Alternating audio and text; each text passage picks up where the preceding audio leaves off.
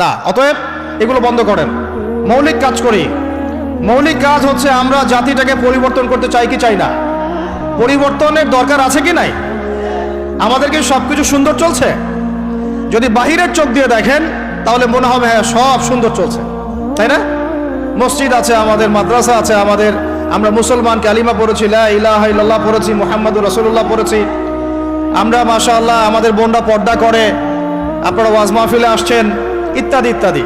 আপনারা যদি বাহিরের চোখ দিয়ে দেখেন মনে হবে সব ঠিকই আছে, কিন্তু আমাদের এই বাহিরের চোখের বাহিরেও ভিতরে একটা চোখ আছে, এটা কি বিশ্বাস করেন?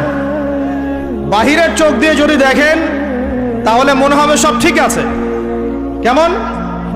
মসজিদ আছে, মাদ্রাসা আছে, আমাদের ওলামায়ে কেরাম আছেন, আমাদের ইসলামের বই পুস্তক লেখা হচ্ছে, আপনারা নামাজ পড়ছেন, কেউ কেউ যাকাত দিচ্ছে, আমাদের বোনরা পর্দা করছে, আমাদের ভাইরা ওয়াজ মাহফিলে আসছে, এভরিথিং ইজ গোয়িং ফাইন। আপনার কাছে এটা মনে হবে যে সব ঠিকই আছে, তাই না? থিংস আর অল রাইট, সব ঠিক আছে। কিন্তু ভিতরের চোখ দিয়ে দেখা শিখলে আপনি বুঝবেন যে এই সব ঠিকের অন্তরালে আসলে কিছুই ঠিক নাই। আগে আপনাকে বুঝাচ্ছি ভিতরের চোখটা কি, তারপরে বুঝাবো কিভাবে সব ঠিক নাই। ভিতরের চোখটা বুঝতে হলে আপনাকে সূরা কাহফ পড়তে হবে।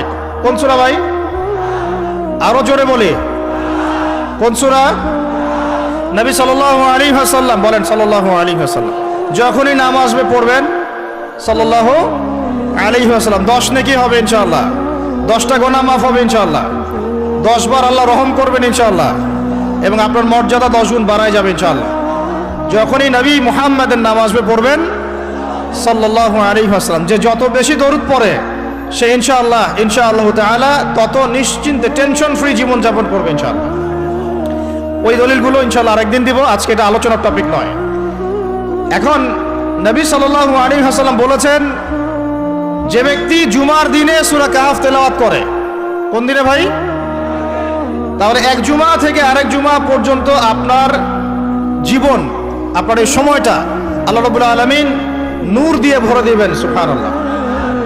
আরেকটা হাদিসে আসছে নবী সাল্লাল্লাহু আলাইহি ওয়াসাল্লাম বলেছেন, সূরা কাহফের প্রথম 10টা আয়াত অথবা শেষের 10টা আয়াত, আরেকটা বর্ণনা আসছে প্রথম 3টা আয়াত, মানে প্রথম 10 বা প্রথম 3 বা প্রথম 3, 10, শেষের 10 সবগুলোই, এগুলো যারা মুখস্থ করবে, আমল করবে, পাঠ করবে, তার জীবদ্দশায় যদি দাজ্জালও বের হয় সেই দাজ্জাল তার কোনো ক্ষতি করতে পারবে না।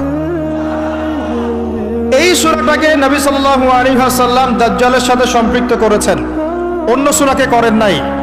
এই সূরাটা যখন আপনি পড়বেন অর্থসহ, আপনি দেখবেন এখানে 4টা গল্প আছে। কয়টা ভাই? এটাকে গল্প বলা ঠিক না, এটা হলো সত্য ঘটনা। এটা কি? সত্য ঘটনা। একটা হচ্ছে আসহাবুল কাহফের ঘটনা, গুহাবাসীর ঘটনা।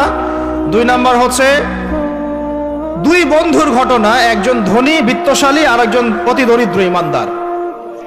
কখনো পড়েছিলেন কি? পড়া হয়েছিল?